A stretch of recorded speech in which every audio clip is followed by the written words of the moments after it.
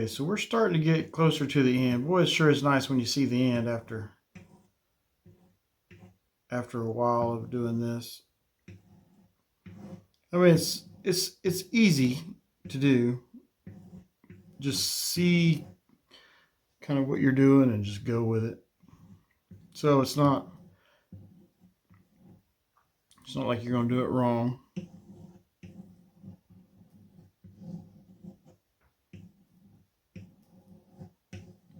I mean, it is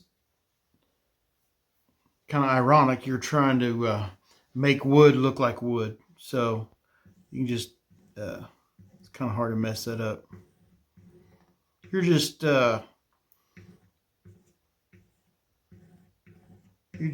bringing the inner beauty out of the wood.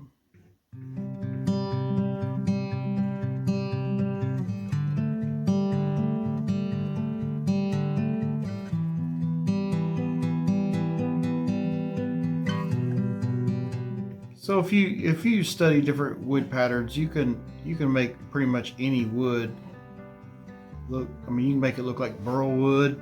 You can take pine and make it look like oak.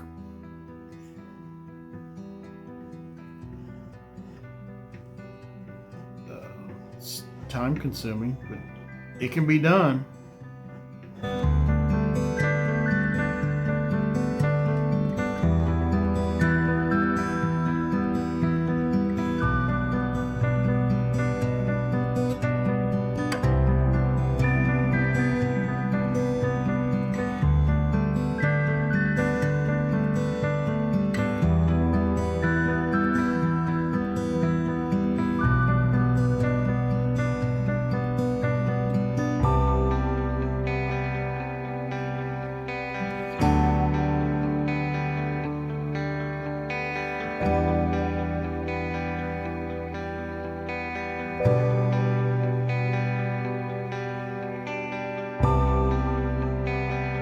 You know, I'm trying to make this video the best I can.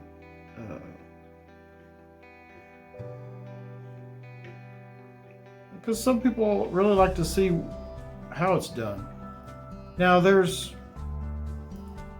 some that's gonna be like, oh, this is boring. I don't want to watch that. I mean, you don't have to watch it, I don't guess, but you know, I could have done this without making this video, and it would have took me a lot less time. And I you know, I've had a lot of people ask me about, because most of the time, well, all I do is take pictures. I'll do something and I'll finish it, and then I'll take a picture of it, and then later I'll maybe do a video or something on it. And I get it. It doesn't. It's harder to watch something like that because it's not like an actual video. You just automatically want to see, not just see a slideshow of pictures with some kind of music or something in the background. I get that. So that's why I decided, well, you know, why not? You know, it's actually 4th of July weekend. So, you know, I had some days off, and I thought, well, why don't I just go ahead and maybe do this video? You know, and if it works out, it works out. And I know I'm not the best or anything like that, which you always want to do, you know, good. But I know I mess up a lot of stuff, so it'll be all right. Again, this is just for fun. And I know there'll be a lot of people that like this guitar when I'm done with it. It's just something different.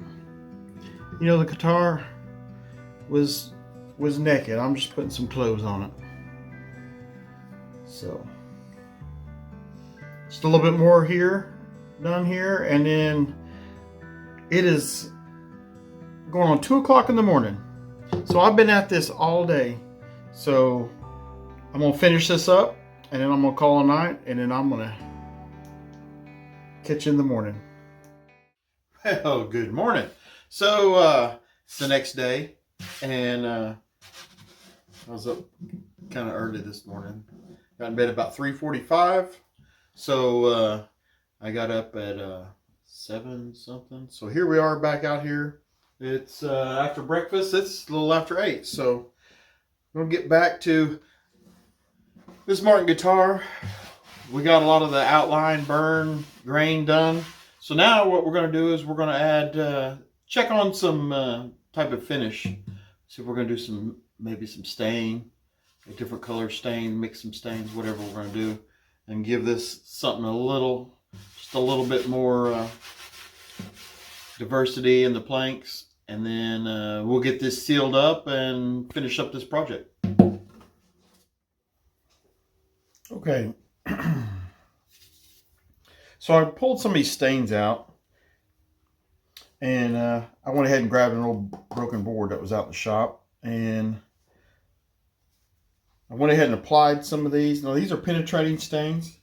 So what you do is basically they get put on and you wipe the excess off, and whatever's in the wood is in the wood. So right here, this first one we have here is basically just straight ebony. So you'll still see the grain and everything in the wood, but it just basically it just darkens it with a blackish tone. Next we have, this is like a special walnut. So this is like a brown. It shows up as a brown stain, but what I've noticed with using it, it has on a lot of the grain, it has almost ebony that seeps into the grain. So when you wipe it off, it has like a little bit of a brownish tint, but it also has more of an ebony tint to it, more than a brown. It doesn't really look anything like the picture. So I don't use it as much. I do it on some frames, because what it does is some of the stuff, it makes it look real ashy, kind of like it's got charcoal in it. So this next one, which is the one I use the most if I'm going with a brown, this is an English chestnut color. It'll leave it a good brown color. And then right here we have golden oak. Now this leaves it's not a real dark stain. It's more like a honey color, I guess you could say. This is what I'm going to do on my lighter planks. It's just a straight golden oak.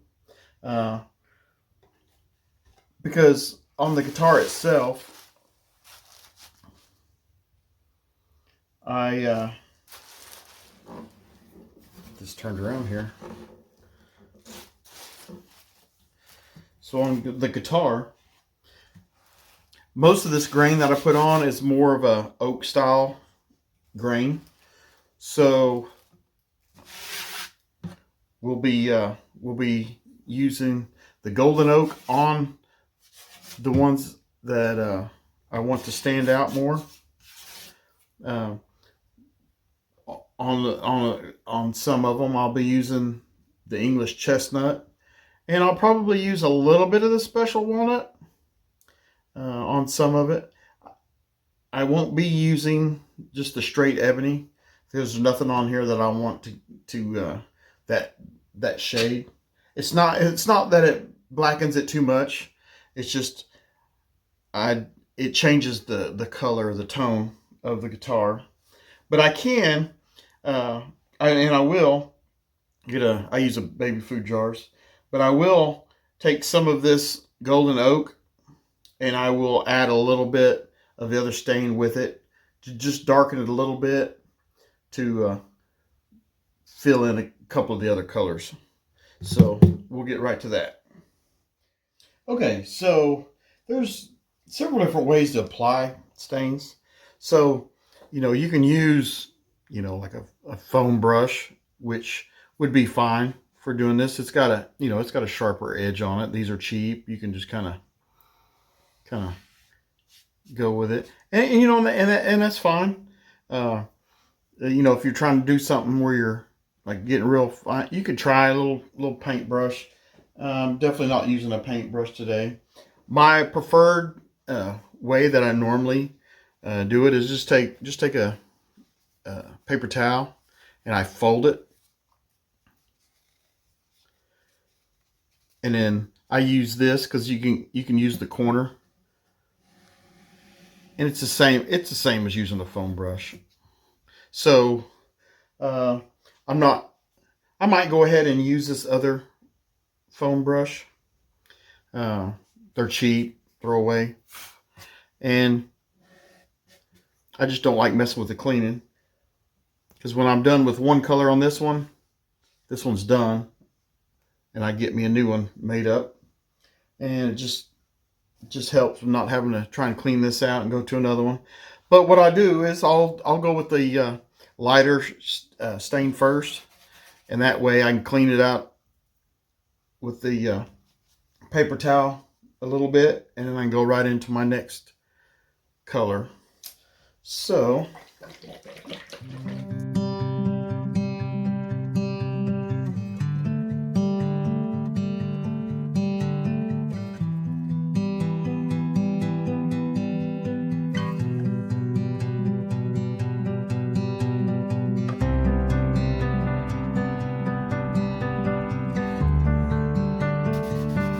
definitely want to wipe the excess off, especially on the stuff that you want lighter.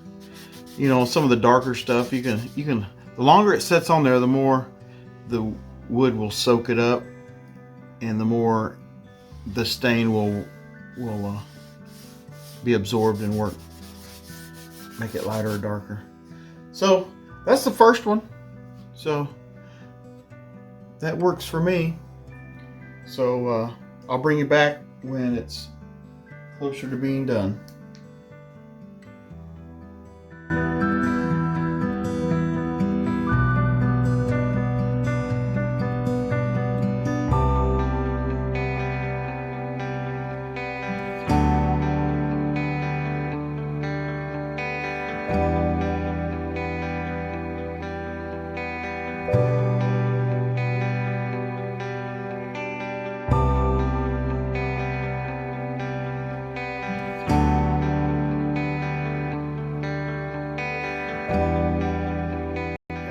So we got the staining done.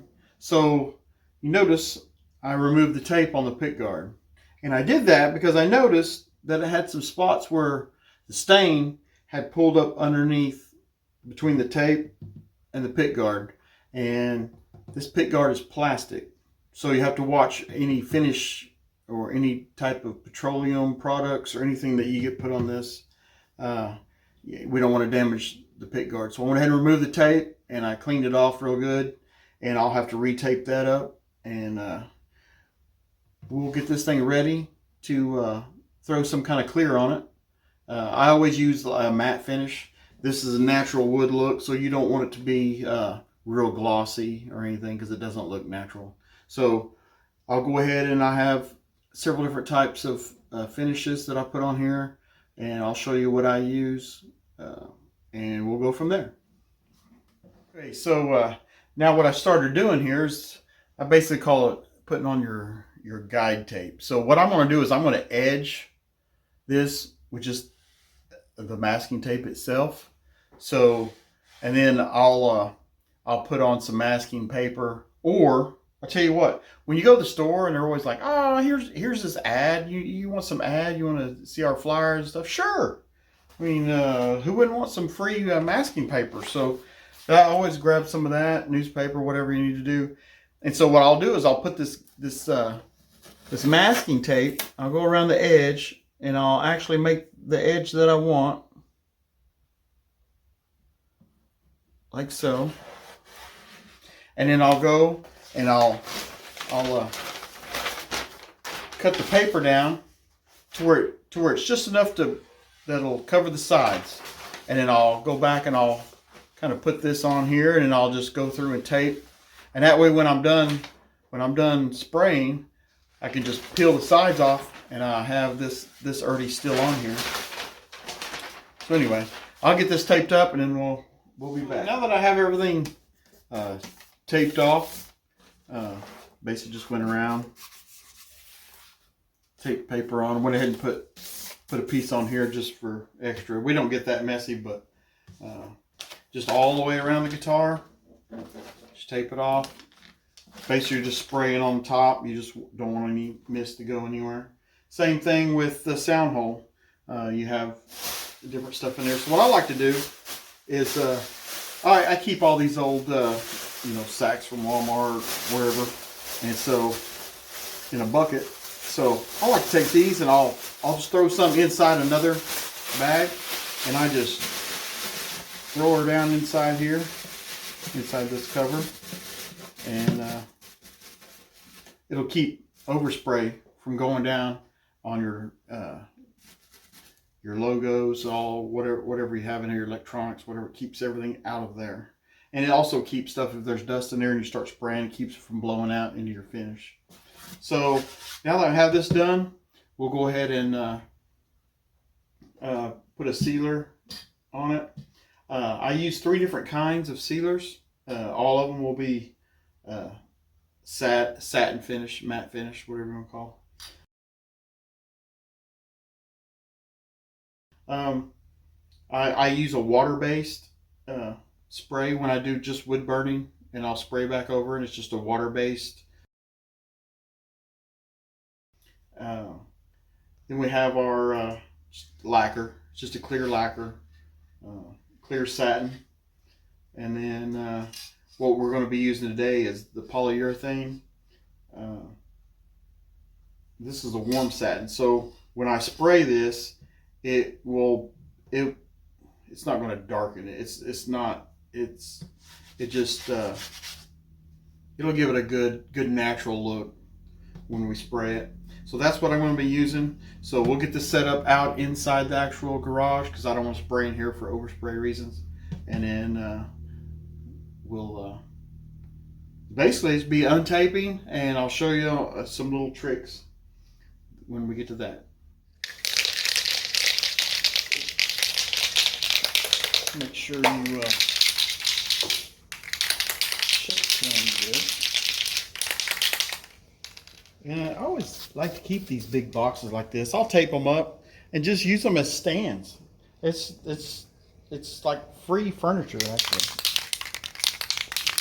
But I wouldn't sit on it. So I've went around and I've made sure all the edge is nice and pressed down, because they're like, sometimes they'll start peeling up. And I like to go around the edge lightly.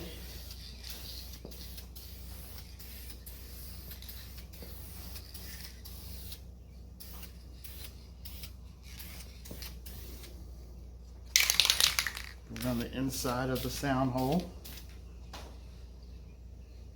And then I'll do just a mist coat.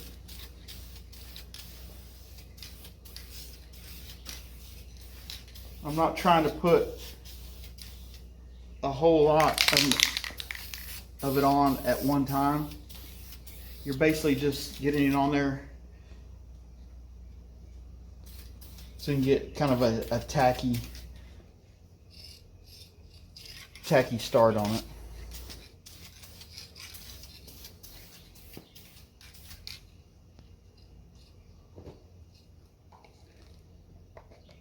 And we'll wait a few minutes for that to set up,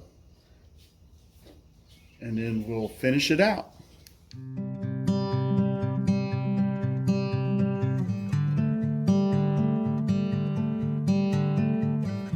So while that's outside drying, this is the Taylor guitar that I've done. This is the one that I did the color on, and I like this. It's a smaller guitar.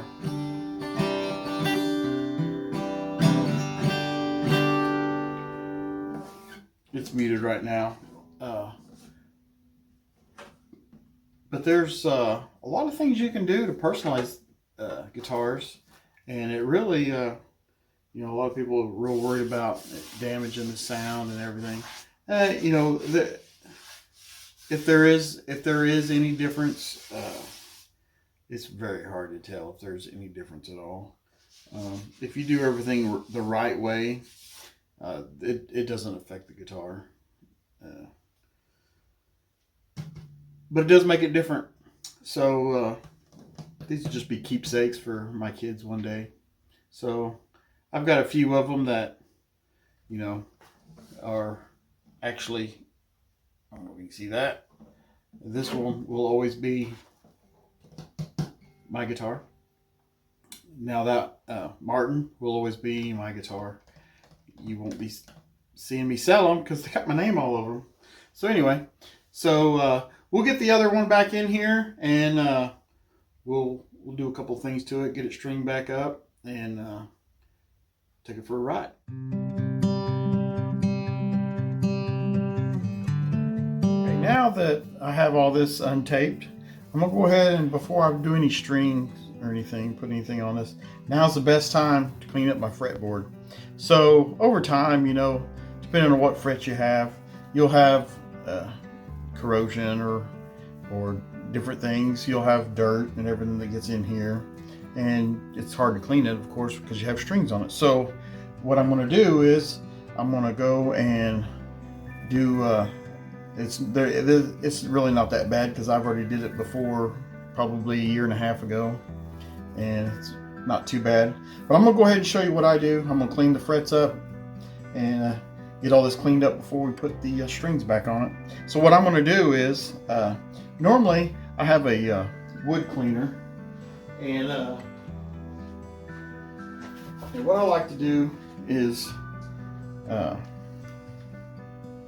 it's just a Murphy's wood cleaner, and I'll spray a little bit on a microfiber cloth, and basically you can go through here and kind of scrub it down just a little bit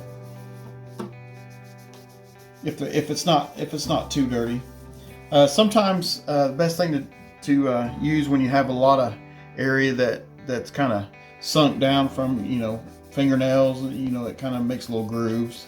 And if you get one that's really dirty, it hadn't been cleaned in a long time, what you can do is get a razor blade, and you can scrape it, and what it'll do is it'll everything that's raised up, it'll scrape it off. And you can, depending on what board you got, so you got to watch some of the cheaper guitars. They tell you this is ebony board, and if you start scraping on it, you'll find out it's not ebony. It's just painted on. So this fretboard wasn't real dirty. I'd cleaned it off a while back, but it does have some corrosion. So what I got some 1000 grit wet or dry sandpaper. What I'm gonna do is I'm just gonna go over. It's really simple, and it doesn't hurt anything. So I'm gonna go over and I'm gonna clean up the frets. I don't have to do any side work. So this has all been, it's had a neck job on it. Everything's nice and smooth. So I'm just basically doing a quick clean on it. I'll wipe it back down, and then we'll be ready for some strings.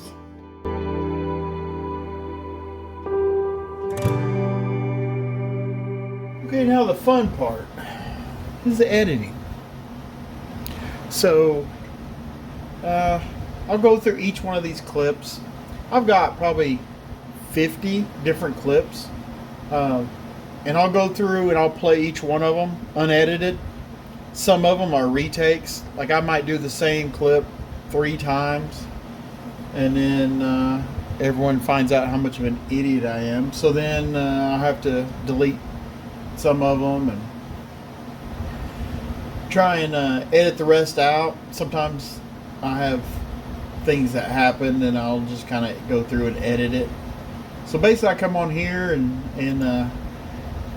it'll play. It lags a little bit on the actual video. Now that we got that done, but next thing we're going to do, I can actually go through and splice and cut. I have to I can go ahead and speed up some processes and mute the audio. So it's just it's kind of a long process, long tedious process. I wasted an hour earlier, lost all of it, had to redo it again. And that's just to get one clip that's like maybe 2 minutes, 2.5 minutes long. So yeah, this is for me, it's going to take me probably 4 days, the amount of time that I'll probably off and on working on it. I work a lot of hours at work, so it's going to be a long process for me in the evenings, trying to get in a couple hours of editing, just so I can do one video that may or may not be 45 minutes long. End up being a whole week's worth of work, and while I'm doing this, I'm not getting anything else done. I had so much to do. Had 4 days off, and I got to go to work tomorrow now. So I'm just trying to. Once I got started, I'm one of those. Once I get started, I just want to get it done. So anyway, just wanted to let you know this is part of the process. Okay, so here we are. We're back at it. So every time I take an instrument apart and everything, I always keep these little baggies around, and that way I can put everything that I've taken off. It sticks. It's all together, so I don't get anything mixed up. When you have a lot of different instruments, that's kind of the thing to do. And so we can start assembling a lot of this back together. So go ahead and throw our saddle in.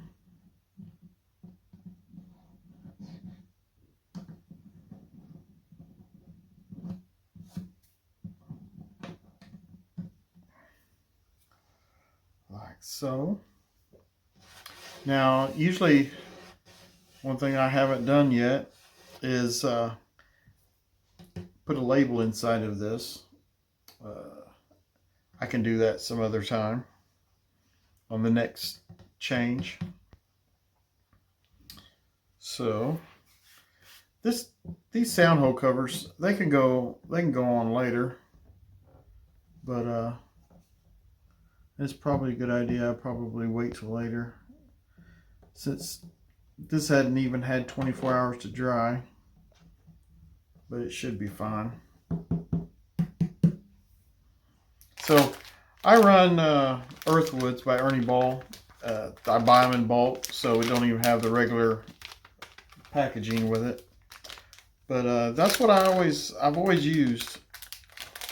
And I run extra lights, and I don't really ever have problems with broken strings, because a lot of times I finger pick and I don't really play hard, so I can run the extra lights.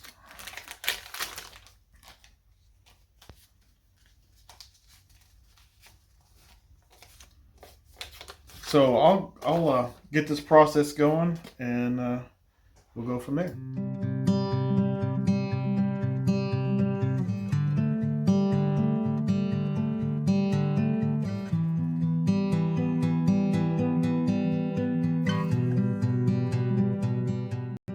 Okay, so got the strings on, and so now the only thing left would be, I always run one of these page capos. It's just faster than trying to,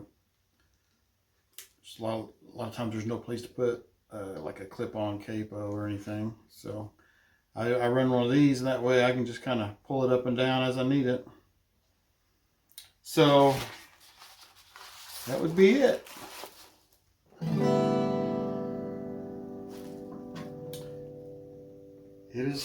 It is finished.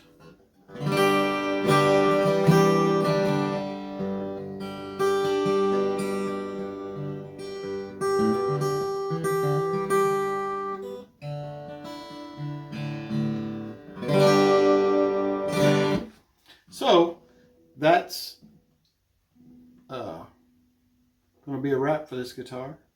So I tell you, if you like it, if you like the video, go ahead and like it. Comment for something that you want to see in the future. I'll try and do some more videos. It's a lot of editing. I've been editing in between trying to let this kind of dry out. I've been editing all day long. So just let me know if you want some more videos, what you might want to see in the videos. And if you need any, if you have any questions on any of this stuff that I've been using, just put it in the comment below. And be sure and subscribe if you haven't subscribed. Follow. I would appreciate it. It helps me out. You know, if no one wants to watch the videos, then I'm not going to go through all the time of doing all this editing. I love doing the work, but the editing part, it gets a little long sometimes. So anyway, so I hope you enjoyed it, and I'll probably have a video come out, and I'll do a song on this. And until then, we'll see you next time. Thanks for watching myself at Custom Wood Art by Will Ross. Thank you.